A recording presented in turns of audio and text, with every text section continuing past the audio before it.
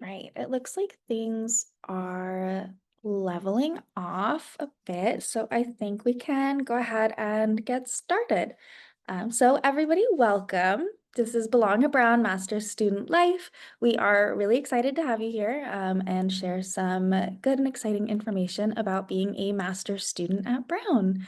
If we want to go to the next slide, I can cover today's agenda and then go over some introductions as well. So we're going to start with broadly student life at Brown. We'll talk about the community, and then we'll highlight some of our specific identity centers as well. And then we will talk a bit about the Center for Master's Student Excellence, which are some really great support resources for all of our master's students. And then I'll talk a little bit about housing, and we'll do a Q&A at the end of the session. Just a reminder for everybody that if you are attending today, your application fee will be waived. It will be automatically applied to the account connected to the email you're using to join the session today. It's valid for any one non-SOFIS application. So there's nothing further that you need to do. It will automatically be added to your account. So when you submit your completed application, you will not be asked to pay. I've got some more housekeeping information in the chat here, if you wouldn't mind. I've also got our email in there. So if you do have any questions after the session today, or if you have anything program specific, please send us an email to masters_events@brown.edu. This is a great session for broad student life, but unfortunately we will be unable to really go into program specific questions and details during this session. But we do have other events coming up that are program specific, and I'm going to put that link in the chat as well. So if you are interested in program specific information sessions, you can use that link that I just added to register there. I want to start with some introductions. I'll start since I'm talking. My name is Bryce. I am a recruitment counselor within the Division of Masters and Professional Programs at Brown. And I have some really excellent guests with us today. I want to start with Madison, if you wouldn't mind introducing yourself. Hi, everyone. My name is Madison Crawford. I use she, her pronouns. I am the assistant director at the Sarah Doyle Center for Women and Gender. Um, and I've been here about 3 years. And I was once a master's student in women's and gender studies at the University of Texas at Austin. Awesome. Thank you. And then I have two current students with us. I have Allie and Yiyu. Allie, since you're on, do you want to introduce yourself first? Sure. Hi, everybody. I'm Allie Silver. I'm a master's student in the School of Professional Studies studying technology leadership. It's a one-year master's, and I'm finishing up in December, unfortunately. I'm also a graduate assistant as part of the School of Professional Studies, and I put on events along with EU. Thanks. Awesome. And then Yiyu?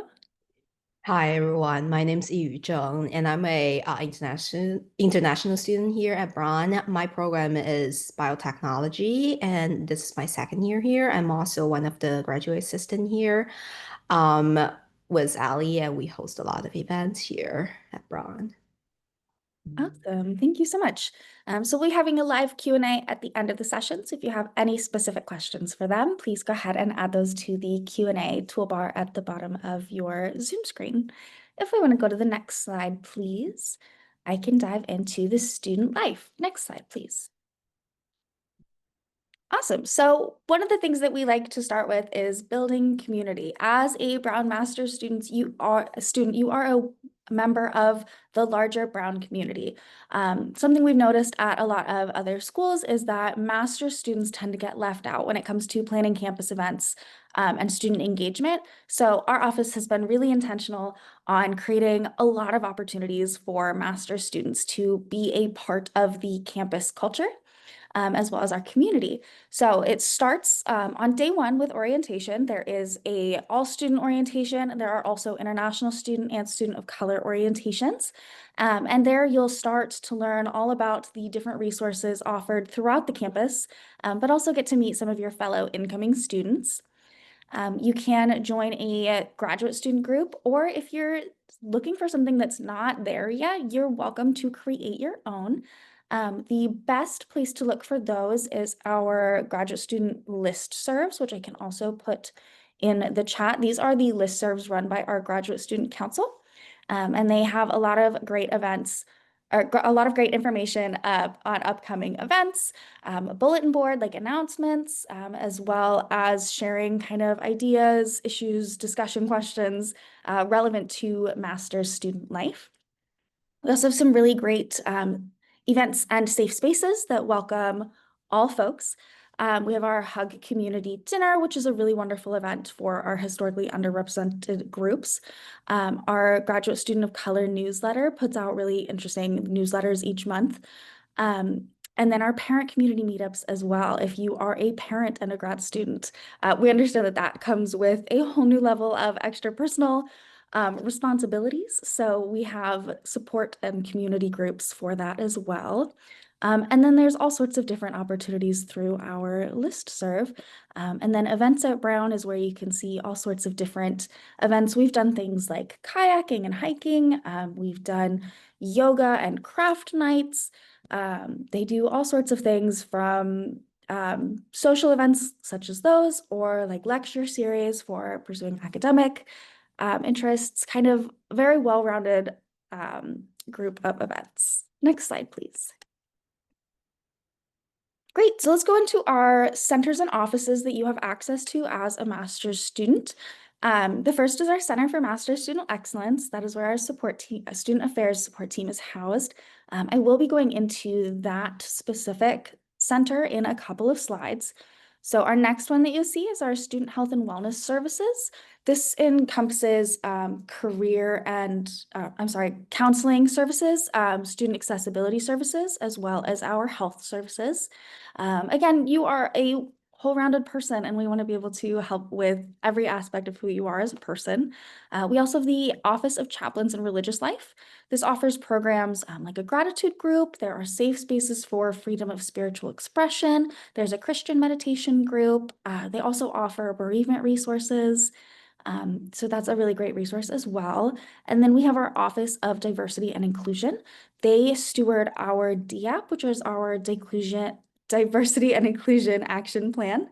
And they also lead our campus climate surveys and provide building inclusive academic spaces for people of all identities. And we also have our Sheridan Center, which offers writing workshops, tutoring, English language workshops, all sorts of like academic support. Next slide, please. And here we have our identity centers. So I am going to hand it over to Madison to talk a bit about the Sarah Doyle Center for Women and Gender. So, hi everyone. So again, my name is Madison Crawford, she, her pronouns. I'm the assistant director at the Sarah Doyle Center for Women and Gender. That is not a picture of our house, Sally. That is a animation of Stonewall, but our house is very similar, and I like to tell people that it's the cute yellow house. Haters will say that it is like a tan, or like, that it's like faded over time, but I truly believe it is just the cutest little yellow building you could ever come across. And similar to the Stonewall House LGBTQ Center, we have a flag outside, but it's a purple flag that has our name on it. This year we're celebrating 50 years. We are the oldest center on campus. We were sort of founded when Brown merged and became a co-ed institution, right? There used to be Pembroke, which was the all-women's college.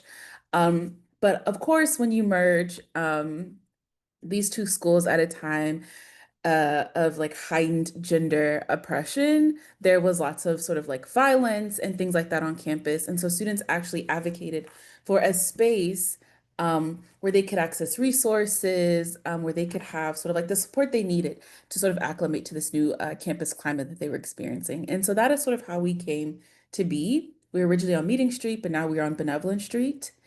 We are part of a cohort of identity centers, as you see here.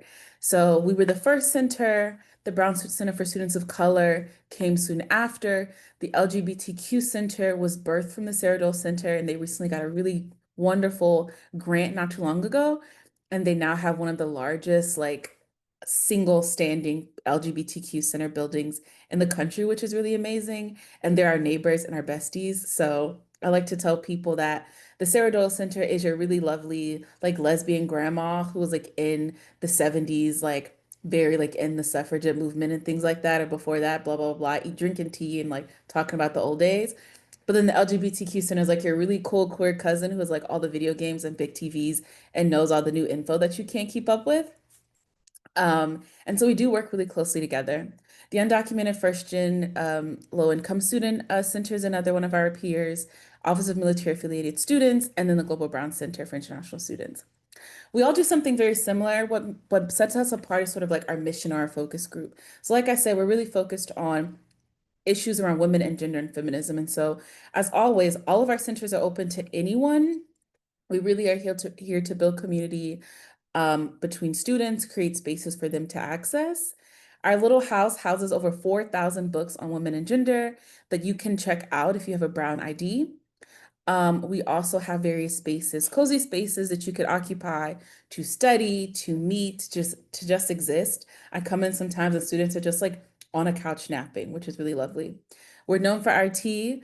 Um, and so you can come have a really cozy cup of tea. We recently got a coffee maker. I wanted to make us competitive to our peers because everyone's like pro coffee. And I was like, we're gonna get coffee. It is just a single use Keurig. It's not super fancy, but it makes me feel like we are officially like the big dogs. Um, we hire student staffers also. So one of the things I think is really important that we do that I think across the campus life identity centers have been doing is they've really been building a vision around programming and support for graduate students.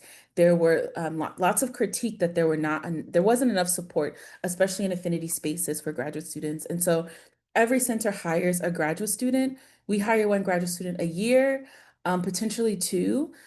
There's one student that works directly with my supervisor, the director, Felicia Salinas Moniz.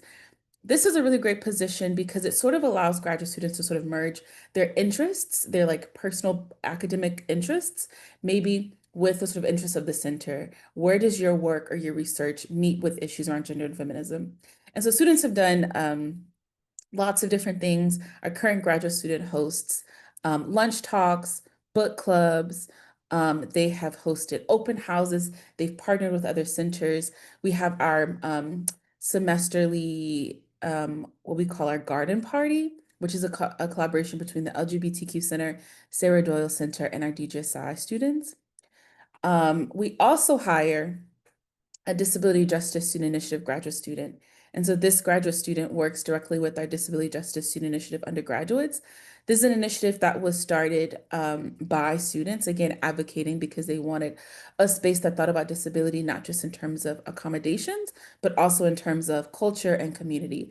And so while you would go to spaces such as SAS to get that support, at the Sarah Doyle Center and the LGBTQ Center, who both house and supervise this program, you would be talking about what does it mean to be a student who identifies as disabled, navigating higher education, navigating campus, and things like that.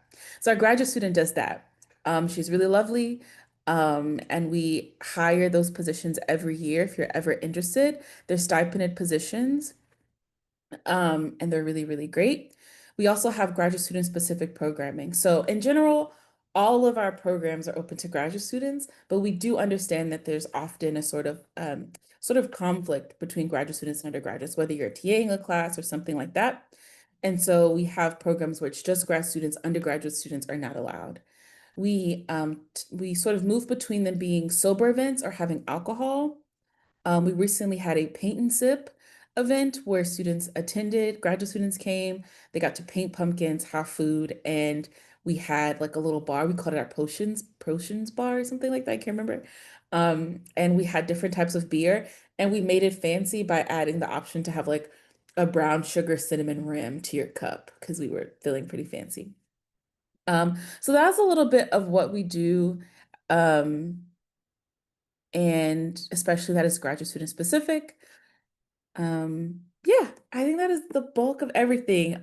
Students have access to our centers Monday through Friday, 9 a.m. to 9 p.m. All you need is a brown card swipe ID, and you can come in at any time and sort of be in community with us and our student staffers. Thank you. Wonderful. Thank you so much. That was really great. I also want to ask Ali or Yiu if they have, attended any exciting events while being here at Brown, while being a master's student, or if they've maybe used any of these support or identity centers. I did go to the recent anniversary at the Sarah Doyle Center. I think it was a joint Stonewall House Sarah Doyle Center event, and it was it's so great to see so many people gathering and enjoying community together. Brown, although not a huge school, can sometimes feel hard to navigate and find your people. So centers like these are a really awesome way to kind of narrow down your pool of people that you are interested in meeting. So I definitely recommend joining events when you can. Personally, I haven't been to the Sarah Doy Center, but I heard a lot of good things from Ali. So I'm pretty sure that's a really good experience there, and they hold a lot of events. Personally, I only been to the GBC, the Globe, and they have those lounge opened, I believe, during the office hours, which is really good. They have little snacks there, and then you can talk to the staff there, and they're amazing, giving you advice and suggestions. Awesome, wonderful. Can I Well, also thank you. just plug something really quickly, Bryce? Yes. I'm so glad that you brought that up because the Global Brown Center is amazing. And we actually are partnering with them. Well, GBC and LGBTQ Center are hosting a international um, scholar who is doing a Fulbright this week, and she will be doing a like talk at Stonewall House and then an out for lunch at the Cerridor Center is co-hosting at the Global Brown Center in the Globe. And so I think that also sort of speaks to the way that our work intersects. Like Ali said as well, like we don't work in isolation, which often happens with centers like ours, right? Where you're like, there's one center doing one thing and the other center doing the other, but we work really closely together and they're wonderful annual events that we host. So for example, the Global Brown Center, we do International Women's Day every March. The LGBTQ Center, the Sarah Doyle Center, co-host the Trans Joy Mixer and the Trans Joy Brunch every year. We have our Women of Color reception every year, and so these are just ways that we are sort of in community. We'll be hosting a like networking lunch with OMAS. So there's all these ways where we're already thinking about how sort of like student identities and experiences sort of intersect across time and making sure you all have access to those as well. So just a little plug I wanted to add because I know my lovely Identity Center peers weren't able to make it. Yes, thank you. Awesome. So if we want to go to the next slide, please. All right, then I can dive into our Center for Master's Student Excellence. Next slide, please. Okay, so I'm going to put the link for the Center for Master's Student Excellence, which we lovingly call CMX. There is our link in the chat. So this is our team, and I think it's important to show you the team because sometimes reaching out to an email without knowing who is behind it can be daunting. But these are our wonderful colleagues that really genuinely care about every single one of our master's students. So I think putting a face to a name is always a good start in making you feel comfortable using that resource. So we have Joel, who is our Deputy Dean of Academic and Student Affairs. And we have Janae, who is our Assistant Dean of Student Affairs. And then we also have Kamal, Caitlin, and Amanda. Kamal is our Associate Director of Career Services and Professional Development. And then Caitlin and Amanda are our career counselors. Caitlin has an emphasis on STEM. So you can reach out to them for all sorts of resources regarding different events that you'd like to see. Again, if you wanted to start a club, a group, you could reach out to them if you need career advising. The other resources that they offer, I'll get into on the next slide if we want to go there. Perfect. So these are some of the resources that they offer.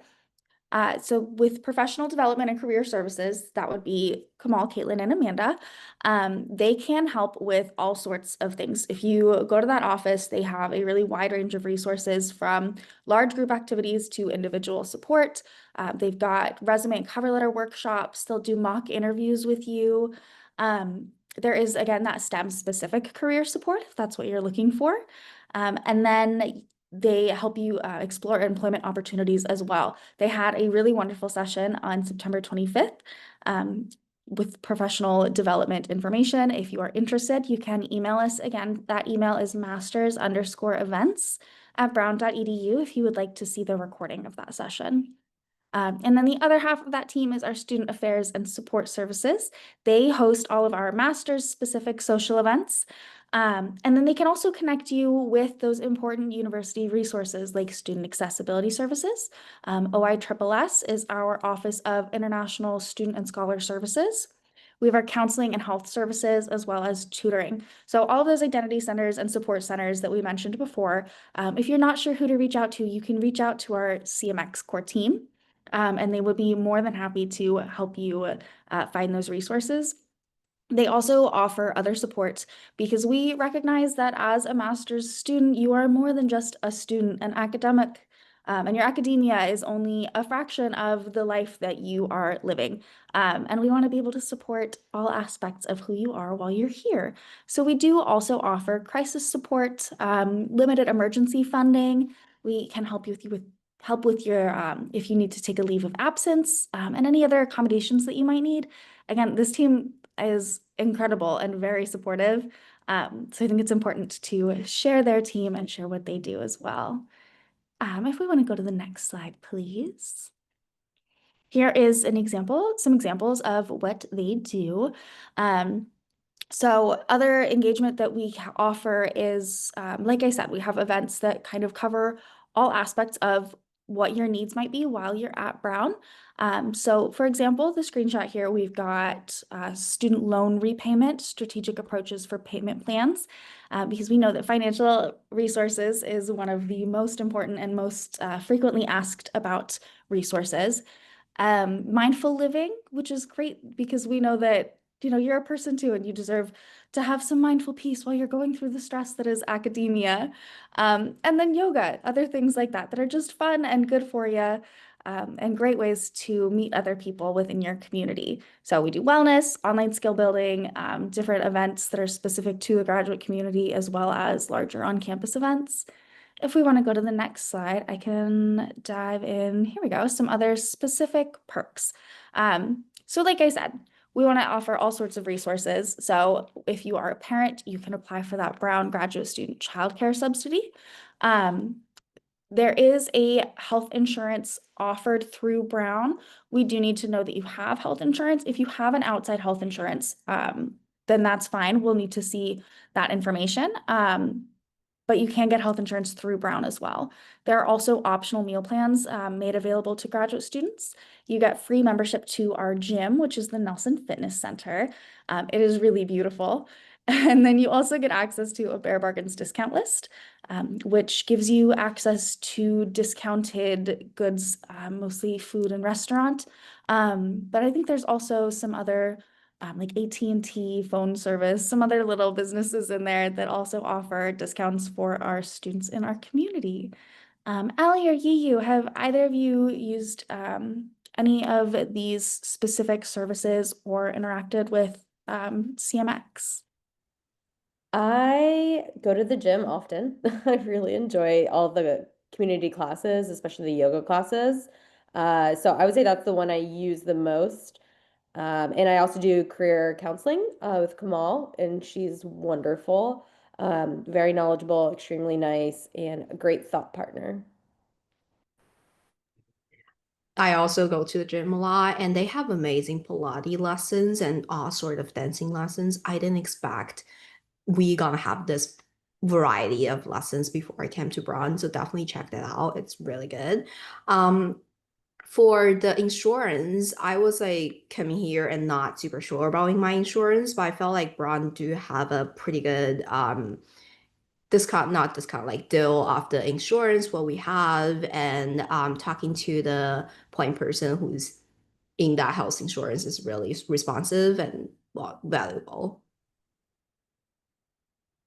Awesome, thank you. And then, great, if we want to go to the next slide, please. Awesome, so let's look at different housing options and living in Providence. Next slide.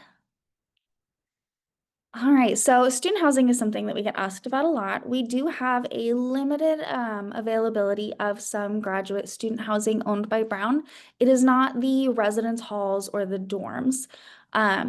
It is a specific off campus, but next to campus, almost apartment building with about 200 apartments within the building, but each year there's going to be a varied amount of availability because you are allowed to be there for 2 years.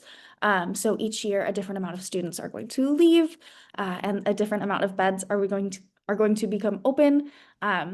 So that is very limited and also very popular. So it is competitive. In order to kind of get on that wait list earlier rather than later, our best advice is to submit your application. And if you are admitted, then enroll because you are able to apply for that housing as soon as you enroll, and it is first come, first serve. So if you are really set on getting that Brown affiliated housing, I recommend doing that as soon as possible. But most of our students do find housing through private and unaffiliated resources. We are located in the capital city of Rhode Island, so there are a lot of apartment options and a lot of nearby neighborhoods that also offer apartments. Some of the resources we recommend for that are looking at through Zillow, Facebook, finding private landlords. Just be sure that you're paying really close attention, and being really smart with your money as well as, this is where you're living. And there are people, not many, but people who might take advantage of that. So be sure that you're being really smart and being really safe with where you're choosing your housing. Ali and Yiyu, do either of you have experience with the Brown affiliated housing? So I live in River House, which is the downtown housing we have for 1 year, and then that's amazing experience. But like I agree with Bryce, the competition, the lottery to get into of that house is really competitive. So once you have your offer letters, make sure you apply as soon as possible. So, thank you. So I have not lived in affiliated housing. I actually moved to Providence before I decided to go to Brown. So I still live in the same apartment when I first moved here. But I actually worked with a local real estate agent, and I'd really recommend that. The apartment I found is fabulous, or actually my real estate agent found was fabulous. And so I'd recommend that path if you're not having any luck on Zillow or Facebook or something. Awesome, thank you. Go to the next slide, please. Awesome. So Rhode Island. Rhode Island is our smallest state, but it has a big personality. It is kind of quintessential New England. We see all 4 seasons. Right now, the leaves are beautiful. That is one of the things that New England is known for, is how beautiful their fall is and how beautiful the leaves get. With a lot of nature access. In close by Providence, we have India Point Park as well as Roger Williams Park. The zoo is located in Roger Williams Park, and right now they're doing a really wonderful jack-o'-lantern extravaganza kind of event where they have hundreds of different jack-o'-lanterns around the zoo, and that's a really beautiful and fun event to go to. There's also, for those who are film fans, the filming location of Moonrise Kingdom is located in Rhode Island in Jamestown, just a little bit south of Providence. And then there's Newport, which is a really, it's a fun little touristy kind of destination. It's got the mansions. If you are a fan of the Gilded Age, that is being filmed in the Newport mansions. You can take the ferry from Providence down to Newport. And then there's also a yearly folk festival as well as a yearly jazz festival. And those tickets are very sought after. It is a popular festival. There's also a lot of food, entertainment, and arts. Rhode Island, Providence is the arts capital of New England. We share the city with a couple of other colleges, including the Rhode Island School of Design, known as RISD. And you get access to their museum for free as a Brown student. You also get access to a lot of really wonderful restaurants. The other college that's in Providence is Johnson & Wales, and they have an excellent culinary program. A lot of the graduates from that program end up falling in love with Providence and staying and opening restaurants out here. So the food scene is very fun, especially if you're a foodie. And then we have the Providence Performing Arts Center as well, and that is where all of the Broadway shows come. And if you are interested in theater and music, there are a lot of really excellent performances there as well. If we want to go to the next slide. Awesome. So let's look at getting around. This is the map of the Brown University shuttle. There is a tracking website where you can follow where the shuttle is along these pathways. The Jewelry District and Down City is where the School of Professional Studies is located. That's kind of the headquarters for the Division of Masters and Professional Programs where we work, is where the medical school is. And then the bus will take you up to College Hill, where some of the main greens are located. That's where the gym is located. The student center is there as well. So we do kind of span across the city a little bit, but I would say it's about a 15-minute bus ride one way or the other. You also get access to RIPTA, which is the Rhode Island Transportation Authority. And those are the buses that you see throughout the city. As a Brown student, you get free ridership there.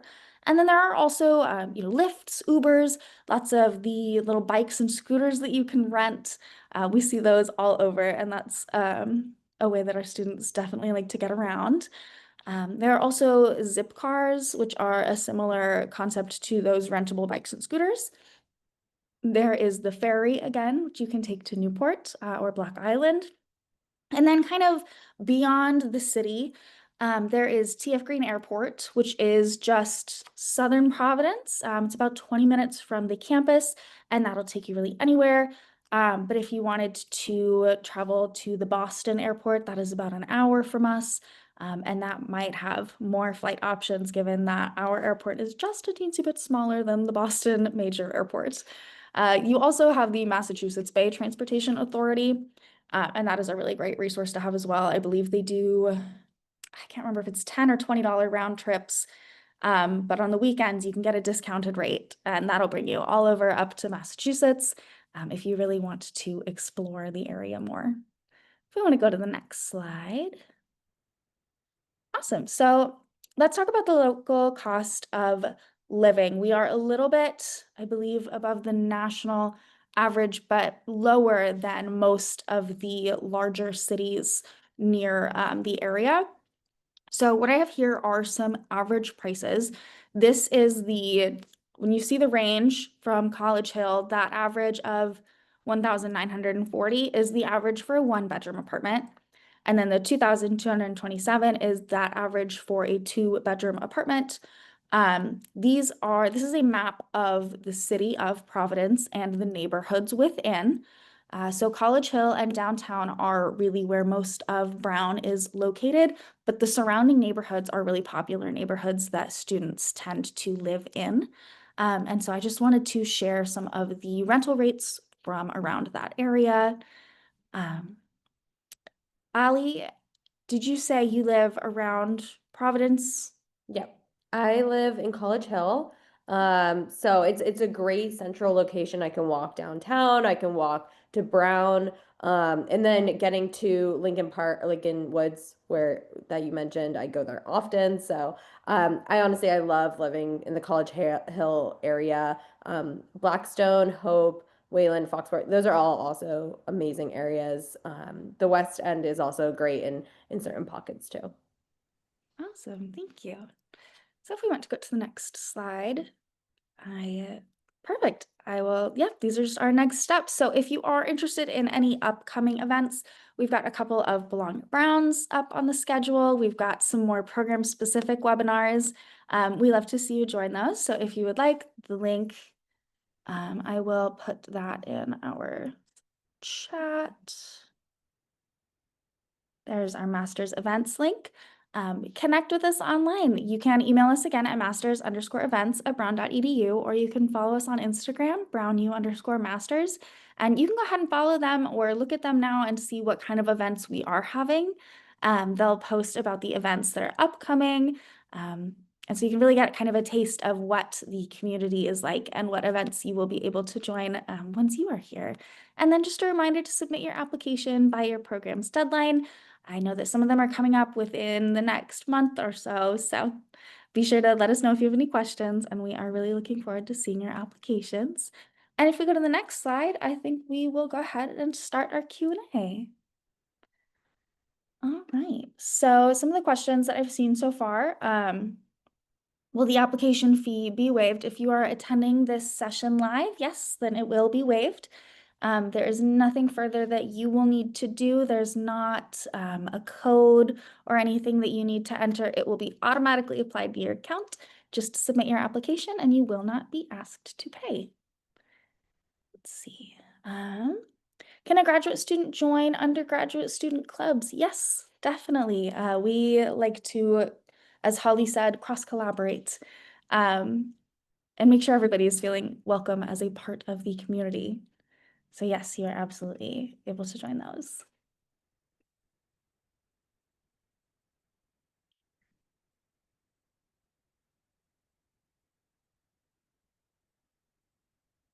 All right. Well, maybe we were really detailed and we covered everybody's questions.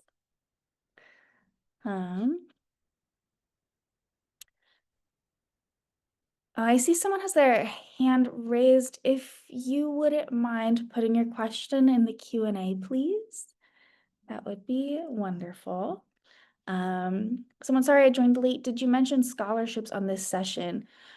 We did not. Most of our master's students are self-funded, but if you are interested in funding your program, might have some funding available. Each program is going to have different amounts of funding available. So I would reach out directly to your program of interest. Their emails are usually on their websites. So I would recommend reaching out there, or if you want to email us, masters_events@brown.edu, then we can help you find that email as well.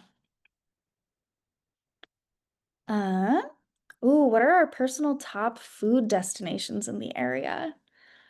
Well, I would be remiss if I didn't mention Federal Hill. That is within Providence. It is a spot where a lot of restaurants and restaurant owners kind of gathered. There's a lot of really good Italian food. I really like Andino's is really yummy. Pastiche Bakery is another favorite. Madison Alley EU. Do you have any other good food recommendations? I love Lotus Pepper on Hope Street. They're delicious. That one's the Raw best. Hunger on Wickenden is delicious. Small Format on Wickenden is delicious. Um, I am So I tend to eat at the same spots over and over again until I get absolutely sick of them. So I'm not always the best person. Um, but I also really, really love what's the seafood spot that's up the street? They just opened it. No, not just opened, it's been here a while, but now they have a brick and mortar. It's on Doom Brothers? Ives. Doom Brothers. Love a Doom Brothers. And then I'm trying to think other places. I promise I go to other restaurants, guys, but these are what's popping up in my head. I will say for those of you who might be coming from food hubs, so for example, I'm coming from Houston, Texas, so I'm missing like really great barbecue and certain types of seafood and like Cajun food and all these other things. Coming here was a little bit of a shock to me because you're not going to get like a home cooking sort of situation here, but there's other really delicious types of cuisine. So I would just say that it is hard to adjust to at first, and then you figure out and you're like, wait, food here is actually really great. There's this really awesome food hall that just opened up a few months ago, and there's like 6 or 7 local restaurants that have a booth in there. So I honestly like I recommend it to anyone visiting Providence for the first time because if there's something you love, you'll find the brick and mortar in Rhode Island, either in Providence or Newport. So that's one of my favorite spots. They have like 6 or 7 incredible restaurants. And as Bryce said, Johnson and Wales is another university in Providence, and a lot of chefs come out of that school and then stay and cook either at established restaurants or open their own restaurants. So Providence's food scene honestly is so peak. It's so nice. And I recommend just like exploring and trying different places. Another good spot is Thayer Street. That kind of runs through the middle of the College Hill campus, and they have all sorts of different types of food. And I think that's a hangout spot for a lot of the people that are on campus. So Thayer Street is a good one as well. What is the temperature like all year round? There is not a single temperature of all year round. We experience all four seasons pretty thoroughly. It gets hot in the summer and you go to the beach and it's really wonderful. You get a tan. And then in the summer, you're shoveling snow off of your car and wearing snow boots and long jackets and gloves. Right now, it is the fall and it is really beautiful. The trees are turning. My drive to work is just gorgeous every morning. Um, so it is very different. I will say, I don't think we get extremes all that much. Every year is going to be a little different, but it typically stays comfortable for the most part.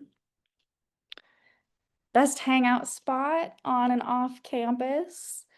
Um, I really like, I know a couple of people in my office really like going to trivia nights at Malted Barley. They do beer and pretzels at trivia nights, and we have a lot of fun there. Ali or Yu, do you have any good hangout spots that you like? There are so many cafe around the area, like Brumby. What is the other one? Oh, I should remember the names. But there's like a lot of cafes around the area and also around Federal Hill as Rice cover. So I will personally just hang out in the cafe, even though sometimes they're like pretty crowded, but it's definitely a good spot to like hang out or even study at that place. Strongly recommended. Personally, I'm always looking for like outdoor spots. So, Roger Williams Park is a park that's not too far from campus. It's huge. There's a zoo, there's a big lake. It's a beautiful location. Again, I said Lincoln Woods. I'll say that again. I go there a lot. And then there's a like a national monument, I think they call it, or a national parklet that's right near Brown campus, also called Roger Williams. If you don't know, Roger Williams founded Rhode Island, so that's why a lot of stuff is named after him. But also another beautiful park near restaurants and cafes and stuff. So if you're looking for a little bit of green space, you can definitely find it both in the city and then outside of the city. Awesome, thank you. Our next question is, how is life in Providence? And that is a pretty broad question, but I think I like it. I think a lot of people like it. Um, it's nice. They do a lot of farmers markets and flea markets, and there's all sorts of different events going on all the time. I think Providence as a city is very involved with its people. And the city itself hosts a lot of different events for people to get out and be a community, which I don't know that I always recognize in other cities. So I think that it's a fun city to live in. Can I just add, it's small. Like when we say city, we're not talking Boston, New York levels. It's tiny. So it makes it really friendly and like you see the same people kind of around. And I moved from Pittsburgh, and I thought Pittsburgh was kind of a small city. This is much smaller than Pittsburgh. But there's a lot of perks that come with that. And then we're very close to Boston and New York. So if you're looking for some big city getaway, like you can easily get there for a day. Yeah, easily do a New York City weekend trip. I've done that before. Um, so yeah, I think it's a really nice little middle ground with lots of other things around it that you can always go explore as well. Um, let's see. How walkable is Providence without a car? Providence is super walkable. There are hills. I will say it is the city of seven hills, I believe people call it. Um, so while it is walkable and there are a lot of things close, there are also hills. It's an old city. There are cobblestone walkways in areas. Student Accessibility Services, I believe, has a walkability map on their website. So I would recommend finding that if you are interested in like how rough the terrain is in certain areas. But I think a lot of people get around without having a car in Providence. Um, I don't think you absolutely need one, but there's street parking and parking garages and parking passes that you can get if you do have a car as well. To add on that, Brown does Mhm. offer the shuttle and then on call during the nighttime. So if you want to go somewhere or go back from somewhere, back to the place you live or back on campus, there's definitely options for you. Yeah. Um, Madison, this might be a good question for you. Someone would like to know how inclusive the campus environment is for students who identify outside of conventional gender categories, and are professors and staff trained or encouraged to support gender diverse and LGBTQ plus students? This is such a wonderful question, because there's there's like two components to it, right? Which is where I argue that the campus is, and I think the culture of Brown is encouraging, and I think about it specifically in the terms of centers like the LGBTQ Center and the Sarah Doyle Center are continuously like our doors are still open. We're still providing resources. There's professional staff there that are really dedicated to supporting students at every aspect of their journey. Um, and so there's sort of like this larger sort of like social community building aspect that I think um is encouraging and supportive. As far as professors and deans and sort of like the academic side, I have heard tons of things. I do think in general it is encouraged that professors and instructors are accepting and are encouraged to sort of like practice safe and open environments. That doesn't guarantee that every person will. And so I don't want to lie and say every professor here is super accommodating and kind and like has an ethos and a politic rooted in like justice, liberation, and all of these wonderful things.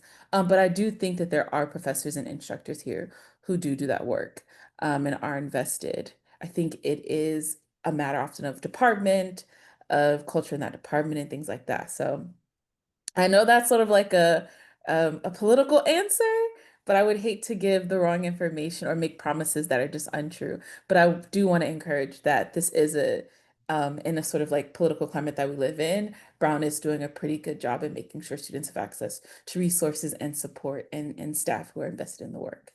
Um, does that make sense or help? Please do hop in and let me know if you have further questions or if that's unclear. We also have a Rainbow Staff Alliance group that is, members of the LGBTQ plus community and allies. They get a monthly newsletter of all of the kind of queer-focused events happening on campus and throughout the city each month. And I get those emails, and they're a lot of fun. And so they do support not only their students, but Brown also supports its staff who also kind of identify in those categories. Yeah, and I will say URSA is a staff group, but a lot of graduate students are also considered staff because you guys are oftentimes in that sort of like weird in between. You both work here and go to school, so it's also open to you. So it doesn't, the events are not often open to undergraduate students, but it's open to staff and graduate students as well, which is really great. Yeah, thank you. Can you talk about a couple of campus resources that only students might know about? Um, or campus traditions? One of the traditions that I really like is that each year on the three spookiest nights of the year, which are the night before classes, the night before finals week, and Halloween night, they do a midnight organ recital on campus. And that is, I'm planning on going this year. I haven't been yet, but I'm excited and it sounds very fun.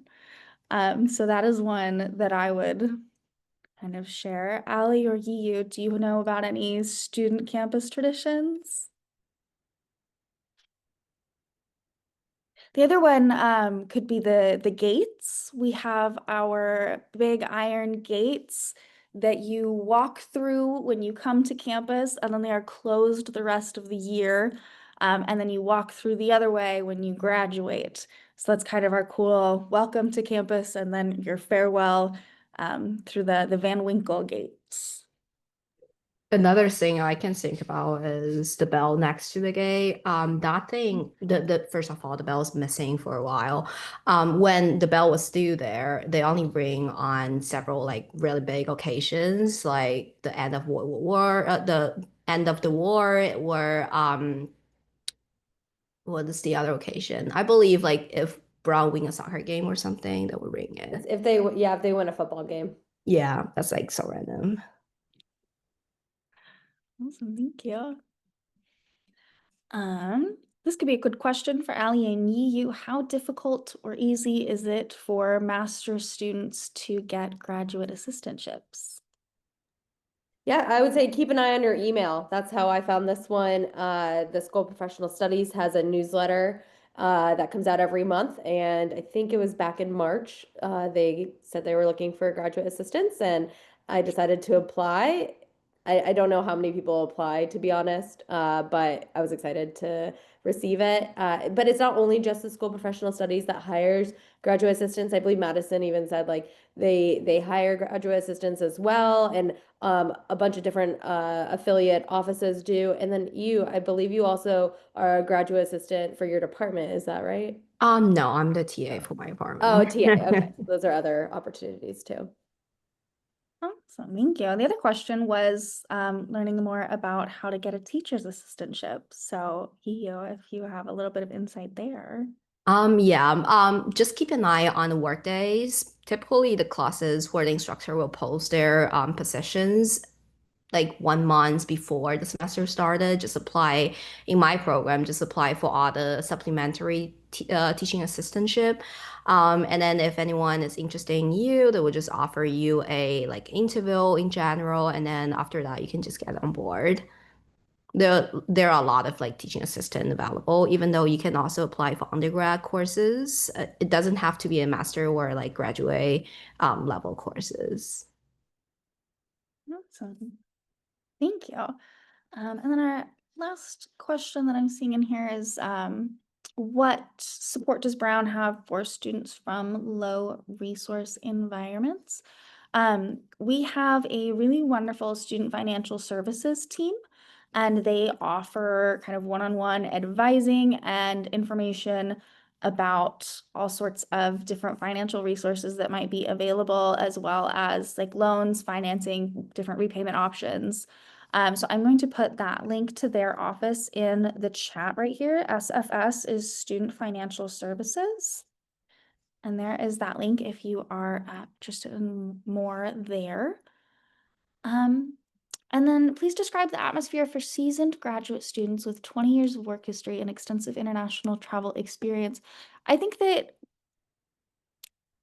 whether or not you have work experience, that travel experience, whatever your interests are, there are community resources for all sorts of traditional or non-traditional students with really any interests.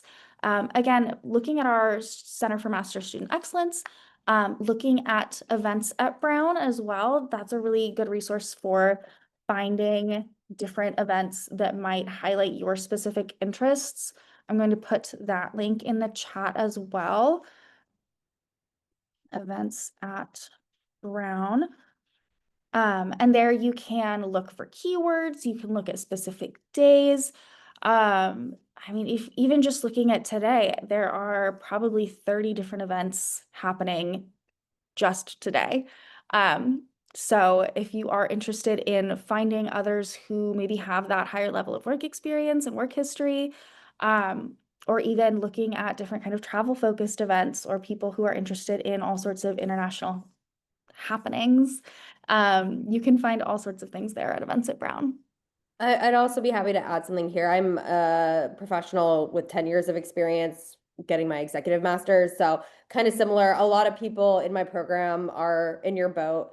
They have 20 plus years of experience, and essentially what you want to do is make sure you just make connections. I mean, Brown has an amazing network, and that, I mean, that was a huge driver for me to attend Brown, is to get access to the network. So it's really showing up places, networking. I mean, your experience will come in handy as well, being a more seasoned professional, but connecting with other people, either with more or less experience than you, is the best way to get, I guess, the biggest bang for your buck at Brown is building your network and meeting people. Perfect, thank you. Awesome. Well, I think that is all of our questions, and we are just about all out of time. So if we want to go to the next slide, this is our contact information. Again, if you have any questions after the session and want to reach out, you can email my team at masters_events@Brown. You can call us. You can find more information on the website. We will be sending the recording of this session out to everybody. And yeah, and we hope to see you at our future events. It was so great to have everyone here. Thank you again to Madison, Ali, and Yiyu for joining us and sharing your expertise. It was great to hear from you. And I hope that everyone has a fabulous rest of your day.